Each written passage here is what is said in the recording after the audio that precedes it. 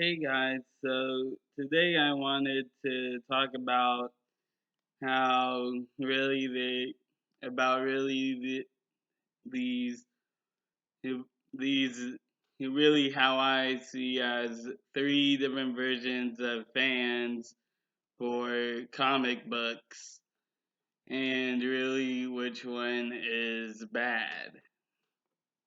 Now the Now there now the first one I'm going to go over is the cat is really the casual comic book fan, and that would be the person that goes sees the movies. Now to me those fans are kind of like what is in the middle between going for a more logical standpoint on watching the movies. They see that it's good. Some say that the movie is good. Some say that it's bad. Like let's say for example, like you saw the Twilight, you and some people say that they do like it, some say that they don't. That's pretty simple to me. And so, really, for them, there's really no problem there because they're just trying to see what's entertaining to them. Then we go to the hardcore fanboys, as people say, which really for those they see like those they're the people that actually do read the comics, and for people who don't actually know the comics and say that a movie is bad, they just they just do that because they don't under for the people who say that they don't like a movie because they don't understand it, then that's really where they are for, because the casuals, they'll hate a movie because they don't understand it. To me, because I'll make a example out of this with really Batman versus Superman. Now, Batman versus Superman is was made in 2013 and is still the most diverse film of all time, really. And really, how and really people say that Zack Snyder doesn't know a thing about comics, but yet, and really, I'll let you in on the three comics that Zack Snyder has followed in and put in Batman vs Superman. One is the Dark Knight Returns, with Batman being this 20-year veteran in the superhero game, and has started killing people, where and people immediately jumped out on that because had criticism with that because they said, oh, Batman doesn't kill. But yet, in the golden age of comics, Batman is portrayed wielding dual pistols, and not to mention that in the first Batman movie, he, Batman did kill Jack Nicholson's Joker by throwing him off a cliff, a clock tower, and then for the Nolan trilogy that people adore, he killed the entire League of Assassins, and Batman Begins. Then he literally pushed Harvey Dent to Two-Face off a cliff to his death, and then we had him kill Talia al Ghul by literally gunning her down. And then, so really, for people who say that Batman doesn't kill, that means that they're really just paying attention to the modern version of Batman. And Zack Snyder even said in his before the movie came out that he was going for the Golden Age version of Batman and Joker, which was Jack Nicholson's version. And so then we go into the SJWs that, oh, right, Mizai. So then the second comic that is in Batman vs Superman is of course the death of Superman, and you all know how that goes. So I'm not going to go into too much detail on that. So, and then this one is a comic that not a lot of people know, but this is actually what does come into play on Jesse Eisenberg's Lex Luthor. And everyone hates Jesse Eisenberg's Lex Luthor, right? But you fail to realize that and Zack Snyder did mention this in an interview along with Henry Cavill and Jesse Eisenberg himself about Superman, this comic called Superman Birthright. Now, what's Superman Birthright? It's basically like this. Like Lex Luthor is portrayed as a young man with actual hair. So for those who are saying, "Oh, like he's too enthusiastic and I hate the hair," like he's actually portrayed as very a very enthusiastic person with real with a problem with social anxiety, and he's also portrayed as quote as really in short term too smart. He's like isolated from society, and he and really all he is very and really adds in he does want to kill Superman in a way that is shorter is a much bigger scale than what Zack Snyder did in Batman vs Superman. In Superman Birthright, this is what happens.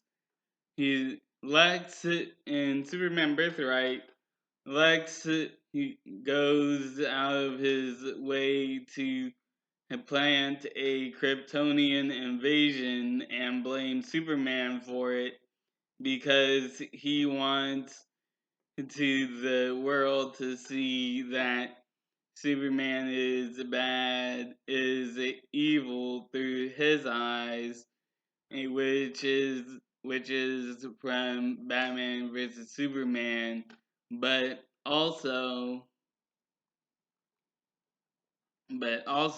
because when he was going when he was his reason for getting rid of Superman isn't because of real estate like all of the other Lexes, but Lex Luthor's, but really because he feels that Superman is this great threat and to planet Earth, which is also again right out of his motivations for Batman vs Superman, and really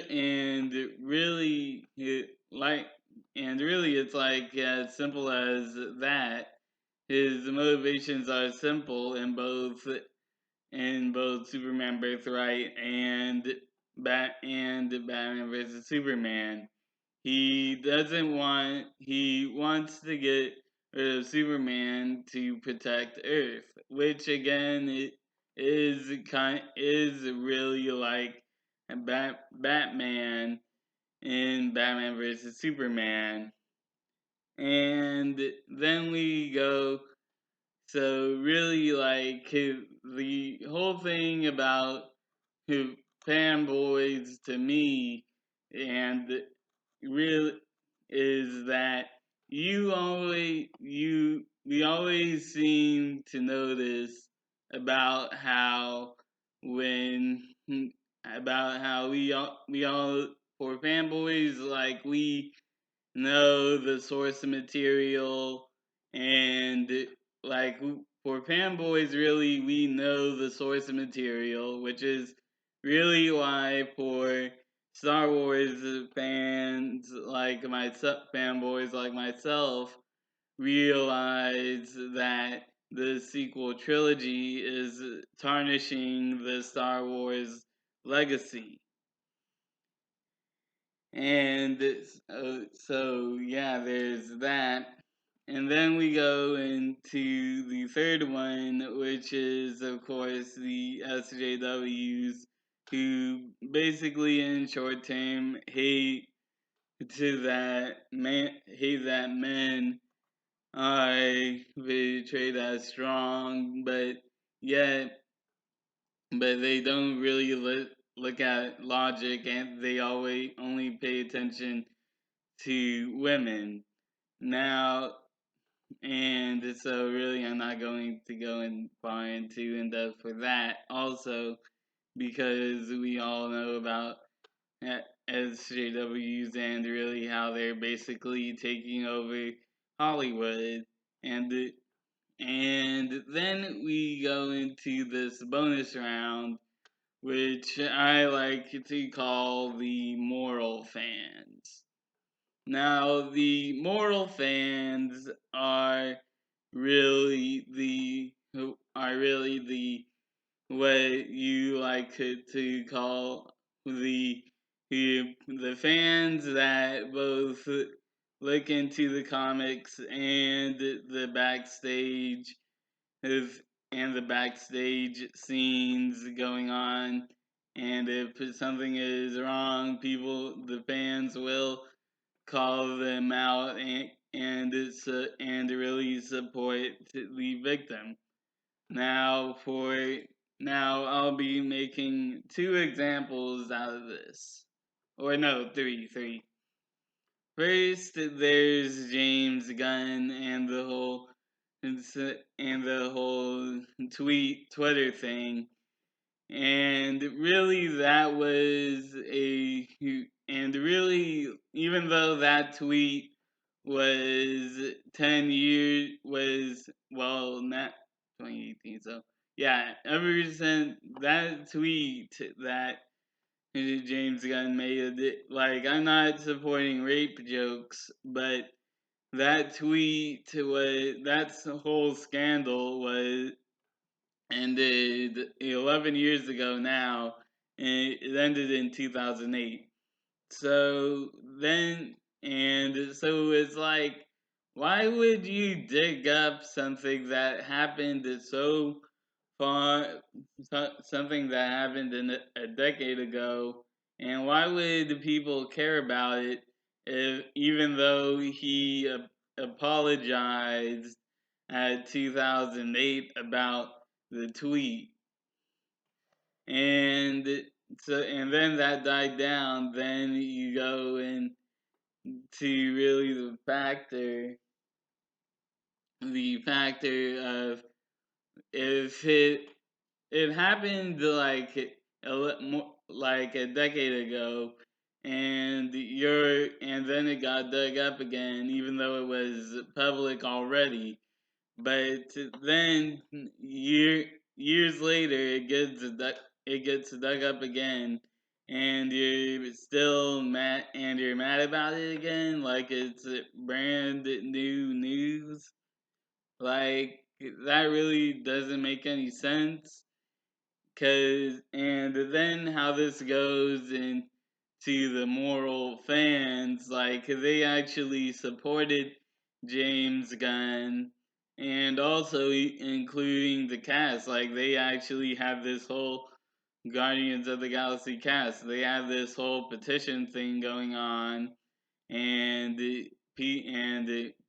when people and they were like saying how much of a nice guy he was, and really it seems like people seem to think that people don't change, and so really, and then that really died down eventually.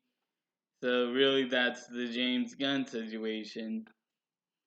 And then we go into what the who, and then we go into my two favorite ones, which is the hashtag I stand with Vic movement, where this Dragon Ball voice actor who's been voicing as Broly called Vic Mignogna, and yes, that is how you pronounce it.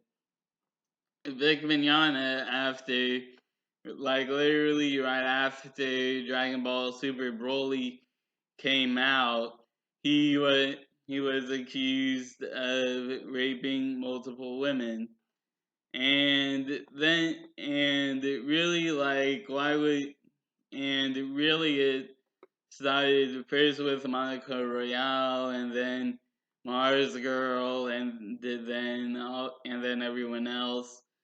But that's really not the point. The point is that when when really this whole thing started, people like me and people and a lot of people, including me in the Dragon Ball and anime community, were completely against this because really for me it was like very recent, and for two people just couldn't see it.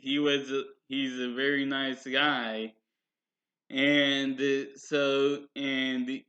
then you when for for when people were fans were going out of their way looking for evidence was that it was actually planted for it to look like he was a that to make it look like Vic Mignogna was molesting women, and then you but people found like these fake videos, photoshopped pictures, and really for Monica Royale, for her who's actually the voice of Bulma in Dragon Ball, was really just making a whole bunch of Vic did this to me, Vic did that to me in 2006, 2007, and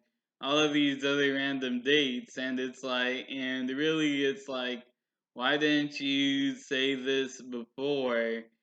Because like because then it was like you're making yourself look like a fool because you didn't really report this to the police right afterwards. And then in court, like you can't, and then Vic, Vic had this Vic has now filed a lawsuit to Funimation, the company that he was working for, and sued them for $1 million. And really, here where here comes the moral part of the fans, who where Vic Mignogna hired this lawyer called Ty Beard, who basically in short term knows his stuff. So, what's happening in the trial right now with what Ty Beard is doing, he is actually using the evidence that the fans have found that proves that Vic Mignogna is innocent. And then when the trial came, you can actually look at the highlights of Vic Mignogna versus Monaco Real highlights on YouTube. But basically, there is a but basically Monaco Real, if you've been following the Vic Mignogna case from the very beginning, you really start to notice that she's lying a lot about the stuff that she said happened, and really how Vic is actually being honest. And I want to point out, he was like throughout this whole time, he was saying that he wasn't really name dropping people until the court case, because not because he didn't want to, well actually because he didn't want to, because he really considered his co-workers like Sean Schimmel, Chris Sabat, and Monica Real his friends, even though they've been ruining his career. And then when court came to be, it wasn't him that he did name drop people, but not because he wanted to. He was demanded to on court, and he went on to say that it was really a honor working for them. Like, you could actually look up the whole thing on YouTube, like I said. But yeah, the fans are really helping Vic out because they care about him. So yeah. And then we make this last transition for really I release the Snyder Cut movement, where basically, as you might have known from San Diego Comic Con, is about helping this is about helping the commute helping wanting raising money basically to a community that wants to see the Snyder Cut. Now that's really what is on paper with basically Screen Rant, CBR, and really all of the other comic book websites. But what is really going on if you look up videos on YouTube where they go into more detail what is inside the community.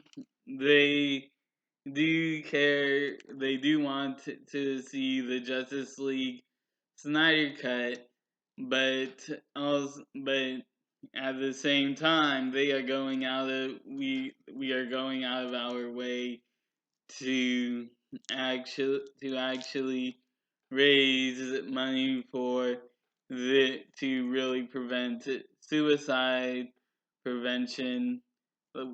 Like for the billboards, that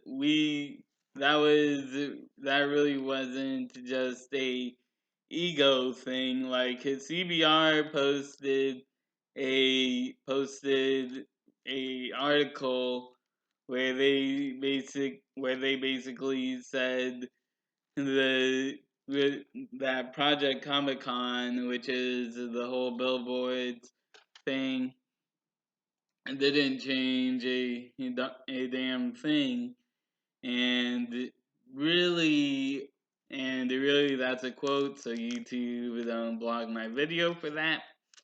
And so then we go, and then and as you read the article, he's being very biased. The writer is really being biased with the whole thing. And then we really go into, and then when what happens, and if you actually do look at the interview with the founder of Project Comic Con by Dingus Bringus, I'll leave a description to his video. He actually interviewed the founder of Project Comic Con and basically explains what to really the release the Snyder Cut is about, and what was really the purpose of what was really the purpose of Project Comic Con. And he also mentioned that really this was basically that Comic Con was basically the first phase where they were doing these billboards and bus stamps. But he also went on to say really that really we really do care about Zack Snyder, and really we wanted to prevent suicide in memory of Autumn Snyder, Zack Snyder's daughter, who prevented suicide. May she rest in peace. But and really it seems like this unfinished vision that we were getting it didn't really happen, and really that's basically what the the release of Snyder Cut is about. We do want to see the Snyder Cut, but we do go out of our way to actually raise money to really help the community to prevent suicide. And then we go into, and then really what happens next is from the interview he says that really next year they're not going to do something as bold, but actually do something more grounded at Comic-Con, which is actually get a booth, which they actually did plan on getting, but they were too late because all of the booths were filled at the time. So so basically they said that next time where they're actually going to get a booth, and it's going to be somewhere near, and it's actually going to be wherever comic Warner Brothers is near, to basically let them know that we're still here. And really for those, and really before I sign off here, he people say that the Snyder Cut won't be released, but yet they fail to realize that Richard Donner's Superman 2 wasn't released until 16 years after the after the Superman 2 first came out. So really, if you think about it like that, there's still a lot of time, and it's been 2 years now, and the release of the Snyder Cut movement hasn't died down, but really has grown. So yeah, like those are the different phases. Those are the different definitions of fans to me, and really, I want to see like what do you guys think about it? My think about like those different versions of fans. So really, I put down in the comments what you think, and I'll see you soon.